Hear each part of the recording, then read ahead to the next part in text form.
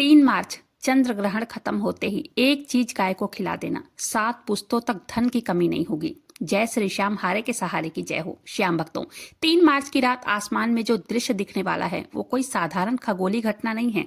ये वो रात है जब ब्रह्मांड की सबसे रहस्यमयी और विनाशकारी ऊर्जा धरती से टकराने वाली है। ज्योतिष और तंत्र शास्त्र में चंद्र ग्रहण को एक ऐसा समय माना जाता है जब ब्रह्मांड के सारे अदृश्य द्वार खुल जाते हैं।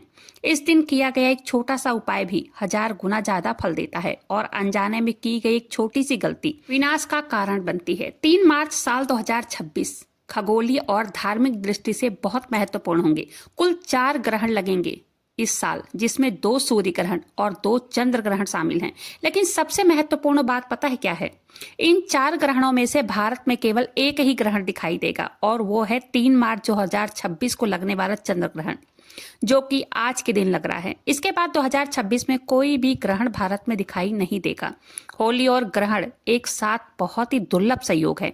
शास्त्रों में कहा गया है कि जब आकाश में ग्रहण लगता है, व्यक्ति के जीवन में भी आत्मचिंतन का समय आ ही जाता है। अब पिछली वीडियो में मैंने ग्रहण के लगने वाले विषय के बारे में डिटेल से बताया है, कब लगेगा, किस समय लगेगा, किस जगह दिखाई देगा। अब इस वीडियो में हम जानेंगे ग्रहण के बाद गौ माता को क्या खिलाना है जिससे हमारे घर में धन धान्य की वृद्धि हो, और ग्रहण खत्म होते ही किस वस्तु का दान करें जिससे हमारी सभी मनोकामना बाबा श्याम की कृपा से पूरी हो जाए।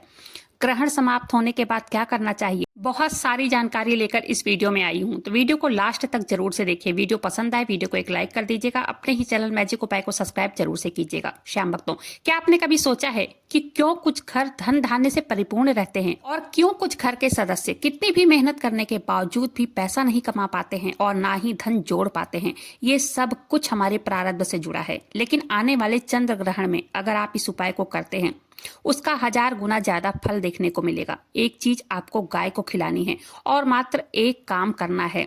100 गुना नहीं, 1000 गुना नहीं, 10,000 गुना ज्यादा पुण्य की प्राप्ति होगी। इस कार्य को करने से बाबा श्याम की कृपा की भी प्राप्ति होगी। लक्ष्मी माता आपके घर में स्थायी रूप से वास करेंगी। वो गुप्त चीज क्या है और उसे ग्रहण के किस समय में खिलाना है, ये मैं वीडियो के आगे में बताऊंगी। लेकिन उससे पहले ये समझने की कोशिश करते हैं कि चंद्र ग्रहण इतना विनाशकारी क्यों है और साथ ही साथ ये चमत्कारी भी है। जब भी चंद्र ग्रहण लगता है, ब्रह्मांड में उथल पुथल मच जाता है। विज्ञान में इसे सूर्य, पृथ्वी और चंद्रमा की एक सीध में आने की घटना मानते हैं। लेकिन हमारे शास्त्रों में कहा गया है, जब राहु अपनी काली छाया से चंद्रमा को ढकता है, धरती पर मौजूद हर जीवित प्राणी की मानसिक और आर्थिक स्थिति पर बहुत गहरा प्रभाव पड़ता है। चंद्रमा हमारे मन का, हमारी भावनाओं का, हमारे धन का सीधा कारक है। जब चंद्रमा ही पीड़ा में हो जाता है तो व्यक्ति के सोचने समझने की शक्ति कमजोर पड़ जाती है।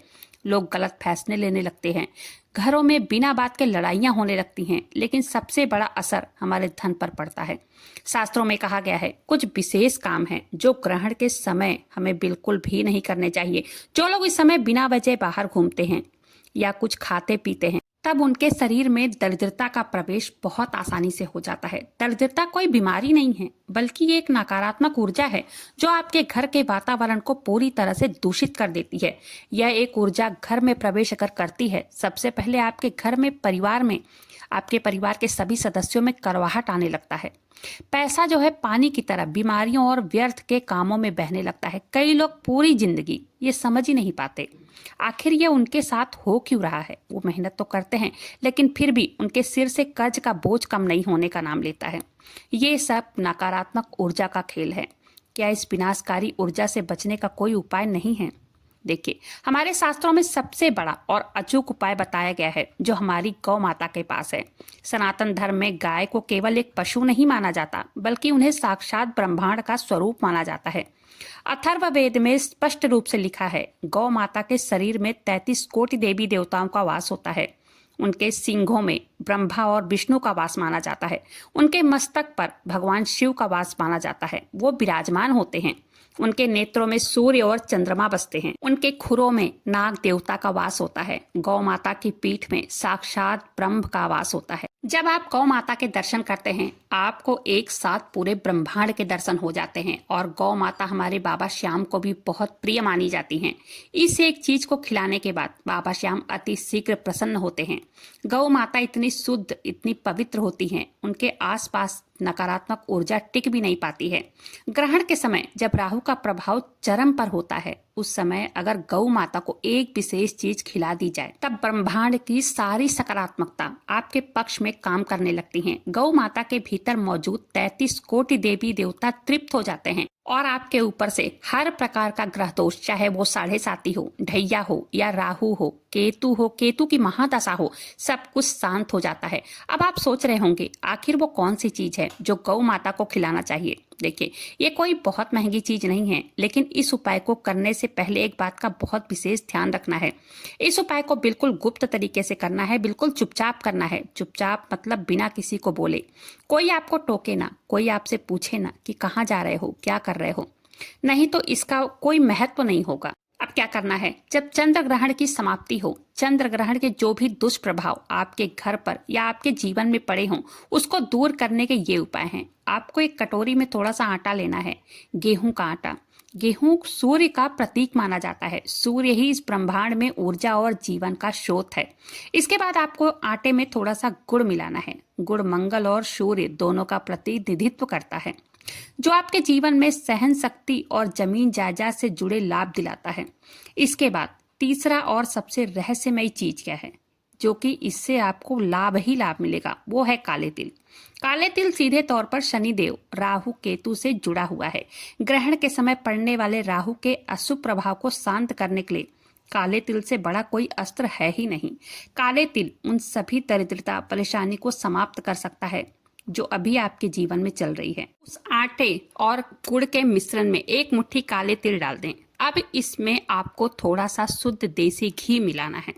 घी माता लक्ष्मी और शुक्र ग्रह का प्रतीक माना जाता है, जो जीवन में धन, वैभव, ऐश्वर्य और सुख समृद्धि सब कुछ दिलाता है। अब इन सभी चीजों को थोड़ा सा पानी मिलाकर गूंथ कर एक बड़ा सा पेड़ा बना लें। इस पेड़े के बीच में एक फूल वाली लौंग भी छुपा दें। इससे आपके जीवन की सभी समस्याओं को, सभी जीवन के सभी कर्ज और आपकी सारी दरिद्रता का खात्मा करेगा ये लौंग। लौंग डालते समय ये ध्यान रखना है कि लौंग का फूल वाला लौंग होना चाहिए, पूरा फूल होना चाहिए, कहीं से टूटा हुआ नहीं होना चाहिए। तंत्र शास्त्र में लौंग को सभी प्रकार की ऊर्जा को लॉक करने के लिए इस्तेमाल किया जाता है। जब आप उस आटे के पेड़े के अंदर लौंग को दबाते हैं, आप असल में अपनी सारी नकारात्मक ऊर्जा, सारे कष्ट, राहु की सारी बुरी नजर को उस पेड़े के अंदर कैद कर रहे होते हैं। अब आपका ये चमत्कारी पेड़ा पूरी तरह से बनकर तैयार है। अब इसे एक साफ प्लेट में रखकर बिना देर किए ले जाकर गौ माता को खिला देना है। अपने मन में कहना है, हे गौ माता, मेरे और मेरे परिवार के द्वारा इस जन्म में या किया गया या पिछले जन्म में किया गया कोई भी पाप हो, उसे खत्म करे। मेरे घर में जो भी दरिद्रता है, जो भी आर्थिक तंगी है, उसे अपने श्री चरणों में स्थान देकर हमेशा के लिए नष्ट कर दें। राहु और केतु की जो भी बुरी छाया मेरे या मेरे परिवार पर पड़ी है, उसे अपनी दिव्य दृष्टि से भस्म कर दें। ये मानसिक प्रार्थना करने के बाद वह आटे का पेड़ा अपने दाहिने हाथ में रखकर गौ माता के आगे परोस देना है। और जैसे ही गौ माता उस पेड़े को खाएंगी, उनकी जीभ आपकी हथेलियों पर स्पर्श करेगी। शास्त्रों के अनुसार जब गौ माता की जीभ किसी व्यक्ति की हथेली पर स्पर्श करती है, तो उस व्यक्ति की हस्तरेखाओं के सारे दुर्भाग्य, सारे दरिद्रता के योग उसी क्षण मिट जाते हैं। गौ माता के जीभ में इतनी अद्भुत शुद्धता की शक्ति होती है कि वह आपके भाग्य के पन्नों को दोबारा लिख सकती है। जब गौ माता उस पेड़े को चबाकर खा लेंगी, तो इसका मतलब ये है उन्होंने आपके सारे कष्टों को उस लौंग के साथ चबाकर नष्ट कर दिया है और काले तिल के रूप में आपके सारे पापों को भस्म कर दिया है। अब जानते हैं ग्रहण के समय में हमें क्या क्या करना है। देखिए, ग्रहण के समय में जैसे कि पूर्णिमा भी है, तो पूर्णिमा में जो भी आप व्रत रखते हो, व्रत रख सकते हैं, लेकिन इसी के साथ साथ मंत्र जप करते रहना है। ग्रहण के समय में किया गया मंत्र जप 1000 गुना ज्यादा फल देता है। 3 मार्च क्योंकि चंद्र ग्रहण का समय भी है और पूर्ण चंद्र ग्रहण लगने वाला है, और जैसे कि पूर्णिमा का अवसर भी है, आप अधिक से अधिक भगवान के पावन नाम का जप कर सकते हैं, उपवास का पारण कर सकते हैं, पारण करके दान दे सकते हैं, क्योंकि ग्रहण के रूप समय में दिया गया दान व्यक्ति को अक्षय पूर्ण फल की प्राप्ति कराता है और ये अत्यंत पुण्यकारी माना जाता है।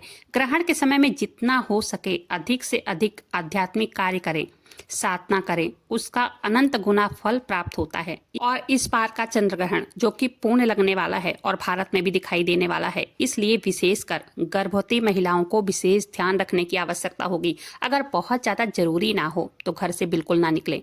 अपने गर्भ की रक्षा के लिए ईश्वर से प्रार्थना करें, नाम जप करें। बाबा श्याम का अधिक से अधिक विष्णु सहस्त्र नाम का जप कर सकते हैं, या तो बाबा श्याम का ओम श्री श्याम देवाय नमः महामंत्र का जप कर सकते हैं। इससे ग्रहण का कोई भी प्रभाव नहीं पड़ता है।